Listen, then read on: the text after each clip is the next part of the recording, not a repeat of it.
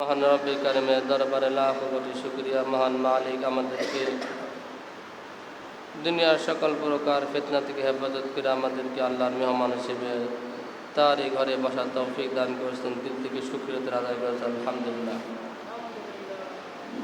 এমন একটা সময় যখন চারিদিকে অন্যায় অবিচারের প্রতিযোগিতা শুরু হয়ে গেছে, জাহান্নামে যাওয়ার প্রতিযোগিতা শুরু হয়ে গেছে। কিয়ামতের আগ মুহূর্তে আমরা আসছি। দুনিয়ার এমন কোনো অন্যায় পাপ নাই যা আমাদের দ্বারা হইতেছে না।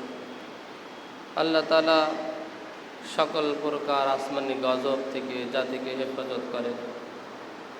আজ বাবার হাতে তার সন্তান নিরাপদ না, আজ শিক্ষকের হাতে তার স্টুডেন্ট নিরাপদ না, আজ দুনিয়াতে ভাইয়ের হাতে ভাই নিরাপদ না। সারা দুনিয়াতে চলতেছে এই প্রতিযোগিতা। এই খুন খারাপি পৃথিবীর শুরুতেও ছিল। রব্বুল আলামিন তার হাবিবকে আদেশ করতেছেন, ও আমার হাবিব, আপনি আমার কথাগুলো আপনার উম্মতের কাছে তেলাওয়াত করে শোনান। পৃথিবীর শুরুতে এই যে কোরবানির বিধান, এটা পৃথিবীর শুরু থেকে এ পর্যন্ত চলে আসছে। সুতরাং আপনি আপনার উম্মতের কাছে আপনার রবের কথাগুলো আপনি বর্ণনা করে শোনান, পরিপূর্ণরূপে শোনান। অতলু আলাইহিম নাবা বনাই আদম বিল হক। ওগো নবীজি, ও আমার হাবিব, আপনি তাদের কাছে, আপনার উম্মতের কাছে আদম আলাইহিস সালামের দুই সন্তানের কথা, তাদের আলোচনা, তাদের ঘটনা বলে আপনি পরিপূর্ণরূপে শোনান, তেলাওয়াত করে শোনান। পরিপূর্ণরূপে আদম আলাইহিস সালামের দুই সন্তানের কথা, তাদের ঘটনা বলি আপনি আপনার উম্মতের কাছে তেলাওয়াত করে, কম বেশি করে না, হক আদায় করে পরিপূর্ণরূপে আপনি আপনার উম্মতের কাছে বর্ণনা করুন। ইদ ক্বাররাবা কুরবানান ফাতুকব্বিলা মিন আহাদিহিমা ওয়া লাম ইউতাকাব্বাল মিনাল আখার। ইদ ক্বাররাবা, আদম আলাইহিস সালামের দুই সন্তান হাবিল এবং কাবিল, তারা যখন কোরবানি দিলেন, পৃথিবীর শুরুতে তারা যখন কোরবানি রবের কাছে পেশ করলেন, ফাতুকব্বিলা মিন আহাদিহিমা, আল্লাহ রাব্বুল আলামিন বলতেছেন তাদের দুইজনের থেকে একজনের কোরবানি আমি কবুল করলাম। বলেন সুবহানাল্লাহ। ওয়া লাম ইউতাকাব্বাল মিনাল আখার, অপরজনের কোরবানি কবুল করা হলো না, অপরজনের কোরবানি গ্রহণ করা হলো না। ক্বালা লা আকতুলান্নাক, অপরজন যিনি ছিলেন কাবিল নামক যে বড় ভাই, আদম আলাইহিস সালামের বড় সন্তান, সে যখন দেখলো তার কুরবানি কবুল হয়নি, সমাজের মধ্যে নিজের মান অপমান, নিজের লজ্জা, নিজের সম্মান হানি হওয়ার কারণে নিজে যখন দেখলো আসমান থেকে আগুন এসে আমার কোরবানি কবুল করে নাই, তখন লজ্জাতে অপমানেতে সে তখন বলল, আমি তোমাকে হত্যা করব। বড় ভাই কাবিল রব্বুল আলামিন তার কোরবানি কবুল করেননি, এজন্য সে লজ্জাবোধ, সে অপমানিত হয়ে গেল। কারণ আজকের মতো কোরবানি তো তখন ছিল না। আজকে তো সুদের টাকা দিয়ে নিজেকে বড় প্রমাণ করার জন্য সমাজের লোকেরা বড় বড় কোরবানি কিনে থাকেন। আবার এই কোরবানিগুলো গলায় ফুলের মালা দিয়ে সমাজের মধ্যে রাস্তায় রাস্তায় মোড়ে মোড়ে বেঁধে রাখেন। এই গরুটা কার? অমক হাজী সাহেবের গরু।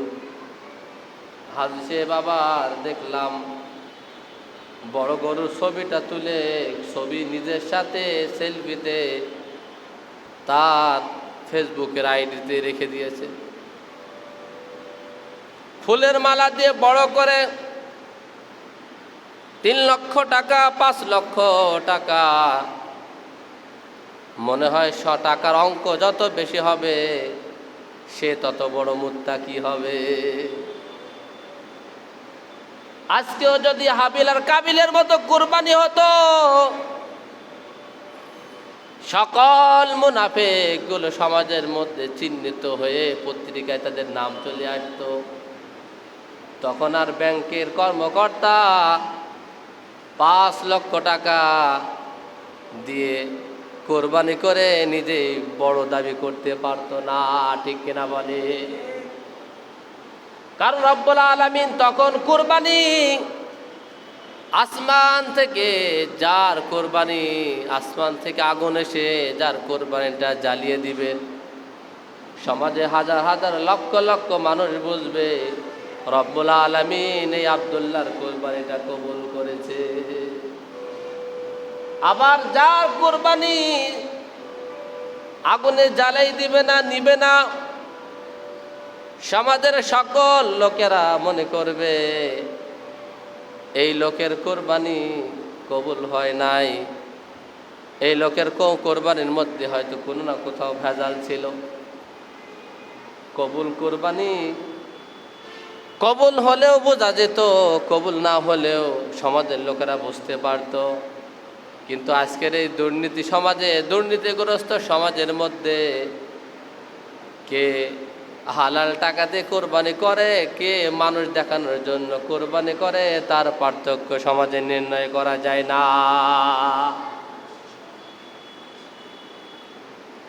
ইতিহাসের মাধ্যমে যেটা শুনতে পাই, হযরত আদম আলাইহিস সালামের প্রত্যেক বছর 1 জোড়া করে সন্তান হতো, একজন ছেলে এবং একজন মেয়ে। প্রতি বছর সন্তান যখন হতো তখন 1 জোড়া করে হতো। তখন বিবাহের সাথে নিয়ম ছিল, প্রথম জোড়ার ছেলের সাথে দ্বিতীয় জোড়ার মেয়ে, দ্বিতীয় জোড়ার ছেলের সাথে প্রথম জোড়ার মেয়ে, এইভাবে অদল বদল করে তাদের বিবাহ শাদী হতো। আল্লাহর তরফ থেকে নির্ধারিত বিধান ছিল। মনে রাখবেন, সকল নবীদের দিন ছিল এক, কিন্তু শরীয়তগতভাবে, মাসলাগতভাবে শরীয়ত ছিল ভিন্ন। পৃথিবীর সকল নবী রাসূলগণ এক তাওহীদের উপর দাওয়াত দিয়েছেন। আল্লাহ বলা মানুষদেরকে আল্লাহর সাথে সম্পর্ক জুড়ে দিয়েছেন। সকল নবীদের দাওয়াত ছিল, আসো ও লোকেরা, সবাই আসো, আল্লাহ রাব্বুল আলামিন ছাড়া আর কোনো ইলাহ নাই, তার সাথে কোনো কাজ কিছুকে শরীক করো না। আল্লাহ রাব্বুল আলামিন হলেন তোমাদের সৃষ্টিকর্তা এবং তিনি তোমাদের রিজিকের দাতা। কিন্তু শরীয়তগতভাবে কিছু বিষয় ছিল যেগুলো আলাদা। ইব্রাহিম আলাইহিস সালামের শরীয়ত ছিল একরকম, মুসা আলাইহিস সালামের শরীয়ত ছিল একরকম, নবী মুহাম্মদ রাসূলুল্লাহর শরীয়ত ছিল একরকম, আদম আলাইহিস সালামের শরীয়ত ছিল একরকম। তখন কোরবানের গোশত আর খাওয়া যেত না। আসমান থেকে আগুন এসে যার কোরবানিটা নিয়ে যেত, পোড়াই দিত, সেটা গ্রহণ হতো। তো হাবিল এবং কাবিলের বিবাহ শাদী নিয়ে তাদের মধ্যে একটা ভুল বোঝা তৈরি হলো। হাবিলের সাথে যে মেয়েটা ছিল, এই মেয়েটা ছিল একটু কম সুন্দরী। কাবিলের সাথে যে মেয়েটা ছিল, তার জোড়ার মেয়েটা ছিল একটু বেশি সুন্দরী। একজন ছিল আকলিমা, অন্যজনের নাম লিওয়াজা। কাবিল বলল, আমার সাথে যে সুন্দরী মেয়েটা আছে আমি এটাকে বিবাহ করব। কিন্তু শরীয়ত বলতেছে ভিন্ন কথা। তোমার সাথে যমজ যে বোন হয়েছে সেটাকে তুমি বিবাহ করতে পারো না। তোমার এই বোন এটা হলো হাবিলের সাথে বিবাহ হবে, হাবিলের জোড়ার সাথে যেটা আছে এটা হলো কাবিলের সাথে বিবাহ হবে। এই রায় কাবিল মানতে চাই নেই। তখন আদম আলাইহিস সালাম বললেন, তোমরা আল্লাহর কাছে কোরবানি করো, যার কোরবানিটা কবুল হবে তার সাথেই বিবাহ হবে। এভাবে হাবিল দুম্বা চড়াইতেন, মেষ পালন করতেন, আর কাবিল কৃষি খামারের কাজ করতেন। দুই ভাই কোরবানি পেশ করলেন রবের কাছে। তখনকার নিয়ম ছিল, চাটিয়াল ময়দানে কোরবানি রেখে আসো, আসমান থেকে যার কোরবানিটা পোড়ায় দিবে, গ্রহণ করবে, নিয়ে যাবে, তারটা কবুল হয়েছে। রীতিমতো উভয় দুই ভাই কোরবানি পেশ করলেন। হাবিলের কোরবানি রব্বুল আলামিন কবুল করলেন, অপর ভাই কাবিলের কোরবানি রব কবুল করেন না। মূলত মেয়ের জন্য হত্যা করেননি, হত্যা করেছেন সে তার ভাই হাবিলকে হত্যা করেছিলেন। সে যে তার কোরবানি কবুল না হওয়ার কারণে সে যে অপমানিত হয়েছিলেন।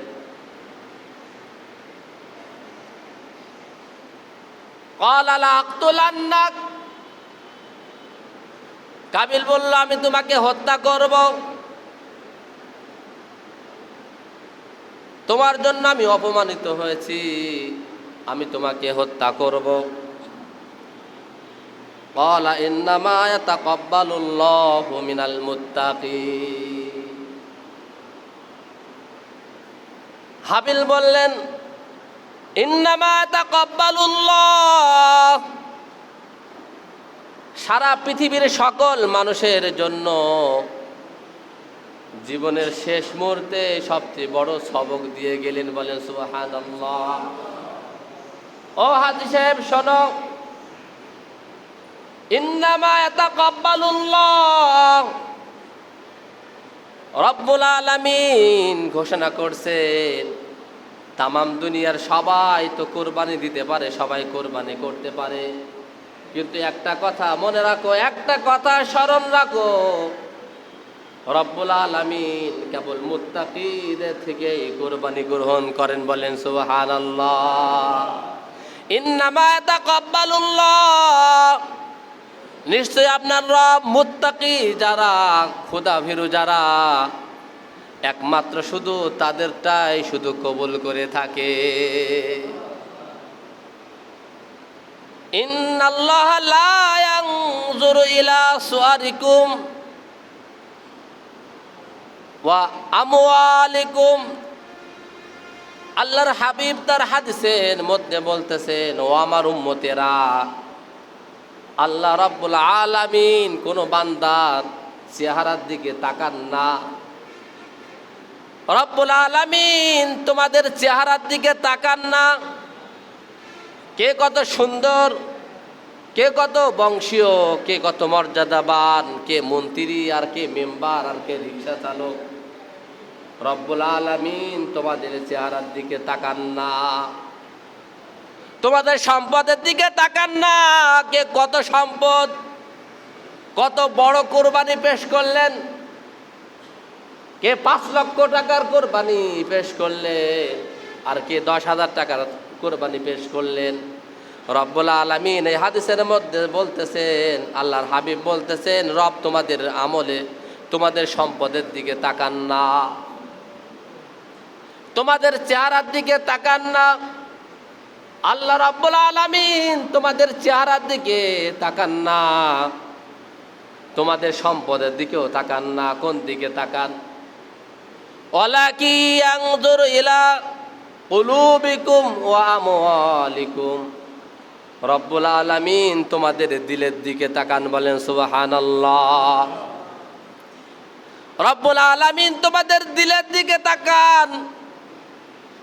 কত বড় সম্পদ তুমি কোরবানি করতেছো, তোমার চেহারার দিকে দেখেন না, তোমার মালের দিকে দেখেন না, রব্বুল আলামিন তাকায় থাকেন তোমার দিলের দিকে। তুমি কার জন্য কোরবানি করতেছো? তুমি কিসের জন্য সালাত আদায় করতেছো? কোন কারণে করতেছো? নিজের মেম্বারগিরি দেখানোর জন্য, সমাজের মধ্যে নিজের আধিপত্য বিস্তার করার জন্য? আমি তো এই টাওয়ারের মালিক, যদি কোরবানি না করি কেমন দেখায়? আমি তো বাড়িওয়ালা, যদি কোরবানি না করি কেমন দেখায়? এই একটা কথা আমাদেরকে শিক্ষা দেওয়ার জন্য বলেছেন, ইন্নামা তাকাব্বালুল্লাহ, নিশ্চয় তোমার রব আল্লাহ রাব্বুল আলামিন শুধুমাত্র কেবলমাত্র মুমিন মুত্তাকি যারা তাদেরটা গ্রহণ করে। মুত্তাকিকে, পাঁচ বেলা যে সালাত নষ্ট করে সে মুত্তাকি। সারাটা দিন যে তার মেয়েটা নগ্ন করে রাখে সে কি মুত্তাকি? কোরবানির দিন কোরবানি দিতেছেন, পশু কোরবানি দিতে দিতে 3 বেলা নামাজ ছুটে গেছে, সে কি মুত্তাকি? সকাল থেকে জবর কাজ শুরু করেছেন আসর পর্যন্ত, এর মধ্যে 3 ওয়াক্ত নামাজ ছুটে গেল, 3 ওয়াক্ত সালাত মারা গেল। ওয়াজিব আদায় করতে করতে জীবন থেকে 5 ওয়াক্ত সালাত নষ্ট হয়ে গেল, তাহলে কি আপনি মুত্তাকি? রব্বুল আলামিন বলতেছেন শুধু মুত্তাকি যে তার থেকে গ্রহণ করি। অশ্লীল কাজের সাথে যারা জড়িত তারা কখনো মুত্তাকি হতে পারে না। কোরবানি হলো নেকির বিষয়, কোরবানি হলো আল্লাহ তাআলার মহব্বত লাভের মাধ্যম। রব্বুল আলামিন বলতেছেন, ইন্নামা ইয়াতাকাব্বালুল্লাহু মিনাল মুত্তাকিন, মুত্তাকি যারা পরহেজগার ব্যক্তিদের থেকেই কেবলমাত্র আমি গ্রহণ করি।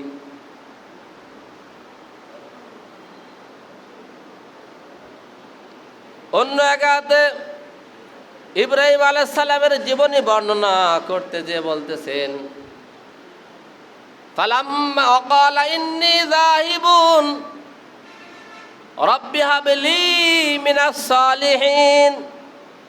আমাদের জাতির পিতা হযরত ইব্রাহিম আলাইহিস সালামের দীর্ঘদিন সন্তান হতো না। রব্বুল আলামিনের কাছে তিনি দোয়া করতেছিলেন, আয় আল্লাহ, রাব্বি হাবলি মিনাস সালিহিন, আর রব্বুল আলামিন আমাকে একজন নেককার সন্তান দান করুন। এমন একটা সন্তান দিবেন যে সন্তান হবে নেককার, পরহেজগার, মুত্তাকি একজন সন্তান দিয়ে। রব্বুল আলামিন ইব্রাহিম আলাইহিস সালামের দোয়া কবুল করলেন। তিনি ঘোষণা করলেন, ফাবাশশারনাহু বিগুলামিন হালিম, বলেন সুবহানাল্লাহ। ও ইব্রাহিম, আমি তোমাকে সুসংবাদ দিতেছি, বিগুলামিন হালিম, সহনশীল ধৈর্যশীল একজন সন্তান আমি তোমাকে দান করলাম। বিগুলামিন হালিম, ধৈর্যশীল সন্তান, সহনশীল। দেখি কেমন ধৈর্যশীল। ফালাম্মা বালাগা মাআহু সা'য়া ক্বালা ইয়া বুনাইয়া ইন্নী আরা ফিল মানাম আন্নী আযবাহুকা ফানজুর মাযা তারা। ও বৎস, আমার আদরের সন্তান, আমি স্বপ্নে দেখেছি। দীর্ঘদিন পর সন্তানকে তো ওই আরবের মরুপ্রান্তে রেখে এসেছেন, প্রায় 1 মাসের দূরত্বের রাস্তায়, যেখানে মানুষ নাই, কোনো গাছপালা তরুলতা খাবার কোনো কিছুই নাই, এমন একটা নির্জন এলাকায় সন্তান আর স্ত্রীকে তিনি রেখে এসেছেন। দীর্ঘদিন কোনো খোঁজ রাখেননি। সন্তান যখন রেখে যান, রেখে চলে আসতেছেন, আম্মাজান হাজেরা রাদিয়াল্লাহু তাআলা আনহা জিজ্ঞেস করতেছেন, আপনি আমাদেরকে কোথায় নিয়ে যান? কোনো জবাব দেননি। আপনি আমাদেরকে কেন রেখে যান? ইব্রাহিম, এটা কি আপনার ইচ্ছাই করতেছেন নাকি আপনার রবের ইচ্ছাই করতেছেন? ইব্রাহিম আলাইহিস সালাম শুধু বললেন নাম, শুধু হা শব্দ বললেন, আর কোনো উত্তর দেননি, পিছনে ফিরে তাকাননি, কোনো খাবার রেখে যাননি। জীবন বাঁচতে পারে এমন কোনো উপকরণ তিনি রেখে যাননি। আল্লাহ রাব্বুল আলামিন আদেশ করেছেন, আর অমনি সন্তান তো একটা দিলেন। দীর্ঘদিন 100 বছর পর একটা সন্তান দিলেন, আবার ঘোষণা করলেন রেখে আসো। সন্তান কাছে রাখতে পারবে না, বৃদ্ধ বয়সে রেখে আসো, তুমি 1 মাস দূরত্বে রেখে আসো। কোনো গ্রামগঞ্জে নয়, কোনো শহরে নয়, সাধারণ কোনো মাঠে ময়দানে নয়। এই আরবে তখন কোনো মানুষ ছিল না, কোনো গাছ ছিল না, কোনো পশু পাখিও ছিল না। আরবে থাকতে পারে, জীবন ধারণ করতে পারে এমন কোনো উপকরণ সেখানে ছিল না। এরপরও তিনি আল্লাহ তাআলার আদেশে তিনি রেখে আসছেন। বলেন সুবহানাল্লাহ। আপনার বিবি হলে কি বলতেন? আপনার সন্তান হলে কি বলতেন? বিকালে যদি বলেন চলেন একটু ঘুরে আসি, কোথায় যাব, কেন যাব, সময় নাই এখন, আগের তে বলনি কেন? হাজার হাজার প্রশ্নে কুপকাত হয়ে যাবেন আপনি। এটা হলো আমাদের সন্তান। সন্তান সারাদিন বদমাইশি করে বেড়ায়, আর আপনি বাবা হয়ে সারাদিন আব্বা আব্বা বলে বেড়ায়। সন্তানকে যতটুকু ভালোবাসেন, এর 1% সন্তান আপনাকে ভালোবাসে না, ঠিক কিনা? গত রমজানে দেখলাম, টাকা না পাওয়ার কারণে সন্তান তার বাবার মাথায় কোপ দিয়ে তার মাথাটা আলাদা করে দিলে। আর এক জায়গায় দেখলাম সন্তানকে পড়ালেখার চাপ দেওয়ার কারণে সে বাবাকে সরাসরি গুলি করে হত্যা করেছে। সন্তান চাওয়ার জন্য কিভাবে চাইতে হবে তার আদর্শ কোরআনে আছে না নাই? বলেন আছে না নাই? যারা ঘুমাইতেছেন তারা বলবে আছে, নেই। ইব্রাহিম আলাইহিস সালাম সারাটা জীবন দোয়া করেছেন, রব্বি হাবলি মিনাস সালিহিন, রব্বি হাবলি মিনাস সালিহিন। তুমি তো জীবনে একবারও বলনি, তুমি তো জানোই না কি বলে চাইতে হয়, রব্বি হাবলি মিনাস সালিহিন। এরপরে যখন সন্তান দিলেন, ফাবাশশারনাহু বিগুলামিন হালিম। মামা হালিম, হালিম কি হালিম? সহনশীল, ধৈর্যশীল হালিম। কেমন ধৈর্যশীল? বাবা বলতেছেন, ইন্নী আরা ফিল মানাম। ও আমার আদরের সন্তান, কিছু শুনে যান, নিয়ে যান কিছু। ও আমার আদরের সন্তান, দীর্ঘ 10 বছর আর দেখা নাই। 10 বছর পর যদি আপনি আপনার ফ্যামিলিতে যে সন্তানকে বলেন আমি স্বপ্নে দেখেছি তোমাকে জবাই করব, তুমি কি বলো? সন্তান কি বলবে? কোথায় ছিলেন আপনি এতদিন? জন্ম দিলেই কি বাবা হওয়া যায়? আপনি আমাদের জন্য কি করছেন? আজকালকার কুলাঙ্গার সন্তানেরা তার বাবাকে প্রশ্ন করে, তুমি আমার জন্য কি করেছো? শুধু জন্মই দিয়েছো, আর কি করেছো তুমি? আমার কি গাড়ি বাড়ি ব্যবসা বাণিজ্যের ব্যবস্থা করছো? এটা হলো আজকের সন্তানের কথা। ইব্রাহিম আলাইহিস সালাম চলে গেছেন শিশু সন্তানকে রেখে, দীর্ঘদিন আর দেখা নাই, খোঁজ নাই। কে খোঁজ রাখছেন? কে? বলেন কে খোঁজ নিয়েছেন? তাহলে যান আপনি, আপনার লাগবে না। সে বলতেছেন যে ইন্নী আরাফিল মানাম, স্বপ্নে দেখতেছি তোমাকে জবাই করতেছি, তোমার ইচ্ছা কি? 10 বছর পর এসে বলতেছে, 10 বছর তো ভুলে যাওয়ার কথা। সন্তান তখন জবাব দিতেছেন, রব্বুল আলামিন বলেছিলেন তোমাকে একটা হালিম দিলাম, হালিম বি গোলামিন হালিম। সে হালিম এখন হালিমের পরিচয় দিতেছেন। হালিম জবাব দিতেছেন, ইয়া আবাতি ফাআল মা তুমার, ও আমার বাবা, আপনি যা কিছু যেভাবে স্বপ্ন দেখেছেন আপনি তাই করুন। আপনি যা দেখেছেন তাই করুন, যেভাবে আপনাকে আদেশ করা হয়েছে সে আদেশকে মানার জন্য আমি ইসমাইল আমার গর্দান দিতে রাজি। বলেন সুবহানাল্লাহ। আর কি বললেন, সাতাজিদুনি ইনশাআল্লাহু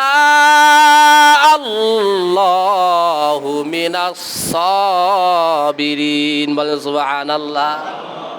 সারা দুনিয়ার সকল যুবকদেরকে বলতে চাই, ইসমাইল আলাইহিস সালাম কিভাবে তার রবের হুকুম পালন করলেন, কিভাবে তার পিতাকে সম্মান জানালেন।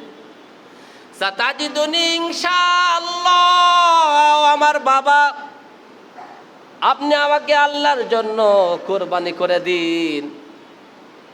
আপনাকে যেভাবে আদেশ করা হয়েছে আপনি আদেশ পালন করুন। অবশ্যই অবশ্যই ধৈর্যশীল হিসেবে আপনি আমাকে পাবেন। বলেন সুবহানাল্লাহ।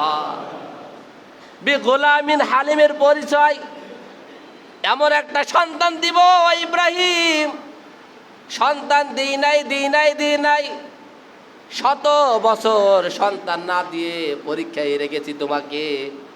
100 বছর পর এমন একটা সন্তান দিলাম সারা পৃথিবীর মানুষের জন্য দৃষ্টান্ত নমুনা হয়ে থাকবে। সুবহানাল্লাহ। সাতাজিদুনি ইনশাআল্লাহু মিনাস সাবিরিন, ধৈর্যশীল হব আমি, আল্লাহর জন্য নিজের জীবনটা দেওয়ার জন্য আমি প্রস্তুত। বলেন সুবহানাল্লাহ। ফালাম্মা আসলামা ওয়া তাল্লাহু লিল জাবিন, বাবা এবং সন্তান ইব্রাহিম এবং ইসমাইল যখন আত্মসমর্পণ করলেন, আত্মসমর্পণ মানে নিজের মন মতো চলা নয়, আমার যেটা ভালো লাগে আমি সেটা করি, এর নাম আত্মসমর্পণ নয়। আত্মার আত্মসমর্পণ হলো রব্বুল আলামিনের কাছে নিজেকে সঁপে দেওয়া, রব্বুল আলামিনের মনের বাইরে কোনো কাজ না করা। ফালাম্মা আসলামা, যখন বাবা এবং সন্তান আত্মসমর্পণ করলেন রবের কাছে, ওয়া তাল্লাহু লিল জাবিন, তিনি শুয়ে পড়লেন, জবার জন্য তিনি প্রস্তুতি নিলেন। তখন রব তখন ডাক দিলেন। কে ডাক দিলেন? কাকে ডাক দিলেন? ও ইব্রাহিম, আমি তো সন্তান চাই না, আমি তোমার দিল চাই। বলেন সুবহানাল্লাহ। ও হেমায়তপুরবাসী, রব তোমাদের কুরবানি চান না, তোমাদের দিল চান। কত মোটা পশু কুরবানি করবা এটা চান না, তোমার সম্পদ নষ্ট হোক এটাও তিনি চান না। রব্বুল আলামিন বলতেছেন, লা ইয়ানালাল্লাহু লুহুমুহা ওয়ালা দিমাউহা। সারা পৃথিবীর সকল মুমিনদেরকে লক্ষ্য করে বলতেছেন, ও মুমিনেরা, আমি তোমাদের গোশত আমার কাছে আসে না। তোমরা যে কুরবানি করো তার গোশত আমি নিই না, সেই গোশত আমার কাছে আসে না, তার রক্ত আমার কাছে আসে না। আমি তো তোমার দিলের দিকে তাকিয়ে থাকি। বলেন সুবহানাল্লাহ। তুমি খাবে, তুমি আমার জন্য কুরবানি করছো, এটাই যথেষ্ট। কত মোটা তাজা করছো এটা নয়, শুধু আমার জন্য করছো কিনা। তোমার দিল চাই, তোমার মনটা যেন আমার জন্য সিক্ত থাকে। এরপরে তুমি যখন খাবে তখন গরিব দরিদ্র যারা চায় না এরকম গরিব দেখে দেখে সবাইকে তুমি দিয়ে খাবে। বলেন সুবহানাল্লাহ। আত্মীয়দেরকে দিবে, গরিবদেরকে দিবে। আমাদের সমাজে কোরবানি করার পর দেখা যায় যে সারা বছর সে সেটাকে নিজের মতো করে খায়। আপনি খান, কিন্তু আপনার পাশে যে দরিদ্র আছে, রব্বুল আলামিন বলতেছেন এই গরিবকে তুমি অনাহারে রাখবে না।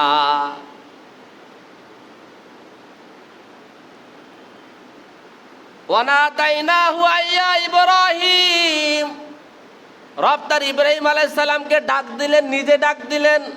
কদ সাদ্দাকাতার রুইয়া, তুমি তো তোমার স্বপ্ন সত্যভাবে বাস্তবায়ন করেছো। ইন্না কাযালিকা নাজিসিল মুহসিনিন, দুনিয়াতে সকল মুহসিন যারা সত্যবাদীদেরকে আমি এইভাবেই প্রতিদান দিয়ে থাকি। বলেন সুবহানাল্লাহ। কুরবানি দ্বারা দিবা না তার ঈদগাহে আসবা না। নবী বলতেছেন কুরবানি দ্বারা দিবা না তার ঈদের নামাজ পড়বা না। তারা তোমার জন্য ঈদের নামাজ নয়। এটা হলো ধমকের সাথে বলতেছি আমি। নবী বলতেছেন তুমি আসবে না কুরবানি না দিলে। সমর্থ থাকা সত্ত্বেও যদি ঋণ যদি পরিশোধ করার সক্ষমতা হয়, ঋণ নিয়ে হলে তুমি কুরবানি করবা। ঋণ নিয়ে হলেও তুমি কুরবানি করবা। ঋণ নিয়ে যদি দেওয়ার কি থাকে, সক্ষমতা থাকে, সারা বছর তো টাকা থাকে না। কোরবানি আসলে এই সময় আমি দেখি আমার অভাব আসে, প্রচুর অভাব আসে। প্রত্যেক বছর কোরবানি দেওয়ার কোনো সুযোগই থাকে না, এখনো ছিল না, কিন্তু সারা বছর তো টাকা থাকে। তুমি ঋণ যদি পরিশোধ করার, শোনো, কারোর কথায় কান দিবে না। কোরবানি তোমাকে করতেই হবে। কোরবানি করতে তুমি বাধ্য। আমাদের এরকম ঋণ কারোরই নেই যে ঋণ পরিশোধ করতে সারা বছর আমাদের টাকা থাকে, হয়তো এখন নেই। ওয়াজিব না হলেও তুমি আল্লাহর জন্য তুমি করবা। কার জন্য করবা? বলে কার জন্য করবেন? হাওলাত করে করবেন। মাত্র 15,000 টাকা হলেই কোরবানি হয়ে যায়। তোমাকে তো বলিনি 2 লক্ষ টাকাতে কোরবানি করবে তুমি। মাত্র 15,000 টাকা হলে আজকে সমাজে কোরবানি হয়। ঋণ পরিশোধ করার সক্ষমতা হলে তুমি কোরবানি করো। আর কোরবানি সক্ষম হওয়ার পরেও যারা কোরবানি করবে না, সে যেন ঈদগাহে না আসে। অর্ডার কার? আল্লাহর হাবিব বলতেছেন তুমি কোরবানি দিয়ে তোমার জন্য তোমার আসার দরকার নেই। বড় যাই নামাজ নিয়ে একবার ঈদগাহ সবার আগে তুমি বসবা, তোমার আসার দরকার নেই। তোমার জন্য ঈদ নয়, তুমি ঈদগাহে আসো না। সক্ষম থাকার পরও যারা কোরবানি করবা না তারা ঈদগাহে আসবা না। সক্ষম থাকা সত্ত্বেও যারা কোরবানি করবা না তারা ঈদগাহে আসবা না। আল্লাহ রাব্বুল আলামিন, আমরা সবাই কোরবানি করবো তো ইনশাআল্লাহ। সবাই হাত জাগান। আল্লাহ তাআলা সবাইকে কোরবানি করার তৌফিক দান করেন, বলে আমিন। জুলুম করলাম না? জুলুম করি নাই ইনশাআল্লাহ। এই 15,000 টাকা আজকে সমাজে কিচ্ছু না। আল্লাহ রাব্বুল আলামিন আমাদের জান, মাল, ইজ্জত, আবরু সব কিছু হেফাজত করার তৌফিক দান করেন। দেশে যে পরিমাণ অন্যায় ছড়িয়ে পড়ছে, আল্লাহ তাআলা সকলের সন্তানদেরকে আল্লাহ তাআলা পরিপূর্ণ হেফাজত করার তৌফিক দান করেন, বলে আমিন। সুন্নাত আদায় করে নিও। আখির